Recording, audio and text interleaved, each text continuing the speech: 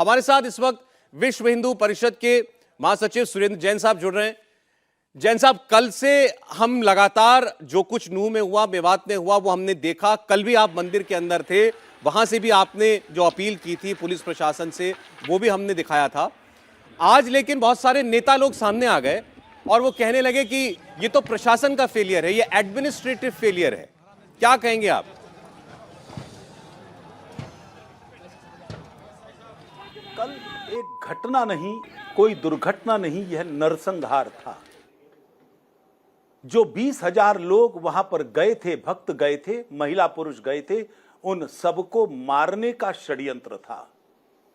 3,000 लोग जो बाद में मंदिर के अंदर अपनी जान बचाने के लिए आए थे, उन सबको तो गोलियों से भूनने की ही योजना थी और काम शुरू कर भी दिया था। सबकी बसें, कारें जला दी थी। ऐसे गंभीर विषय पर राजनीति खेलना, मैं समझता हूं, किसी भी सभ्य व्यक्ति का विषय नहीं हो सकता। आप राजनीति करिए, जमकर करिए, लेकिन कौन जिम्मेदार है इस घटना के लिए? आपस में एक दूसरे की तरफ एक्यूजिंग फिंगर उठाने से पहले अपना हृदय टटोल लीजिए। यह तैयारी एक दिन में नहीं थी। कितने दिन से तैयारी चल रही थी? 4 महीने पहले कांग्रेस के एमएलए मामन खान ने असेंबली में कहा था, कोई मेवात में घुसकर तो दिखा दे।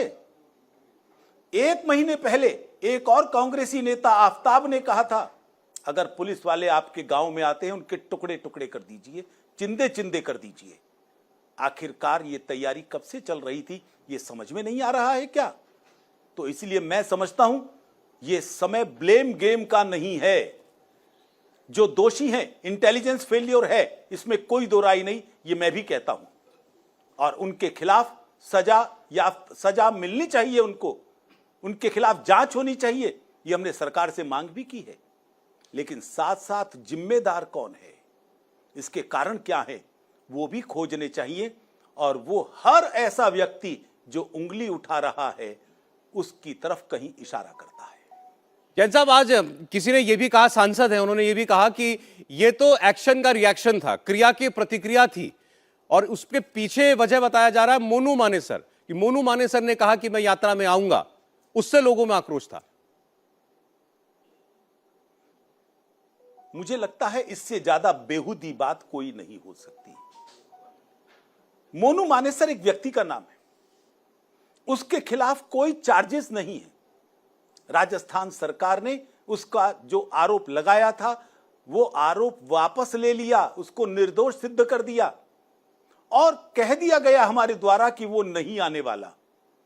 अगर वो आता भी तो क्या आप उन मासूम औरतों को, उन निर्दोष बच्चों को गोलियों से भून दोगे? आप उनको जिंदा जला दोगे? उनकी बसें जला दोगे? कार के अंदर बंद करके गोलियों से भून दोगे और फिर उस कार को आग लगा दोगे? छत पर चढ़कर गोलियां चलाओगे, मोर्टार चलाओगे? मोनू मानेसर की घटना तो थोड़े दिन पहले की है भाई, उसका वीडियो तो 4 दिन पहले का है।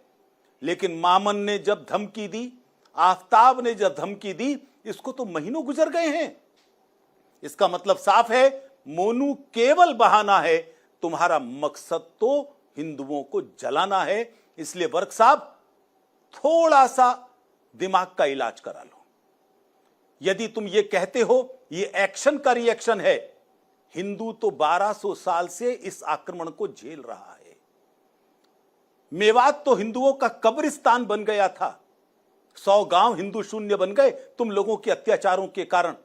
यदि हिंदू तुम्हारी ही परिभाषा के अनुसार रिएक्शन करेगा तो क्या होगा, इसका अंदाजा लगा सकते हो। और यह मैं समझता हूं सबको समझना चाहिए, जो उनके पापों पर पर्दा डालने के लिए इस तरह की बेसिर पैर की बातें करते हैं।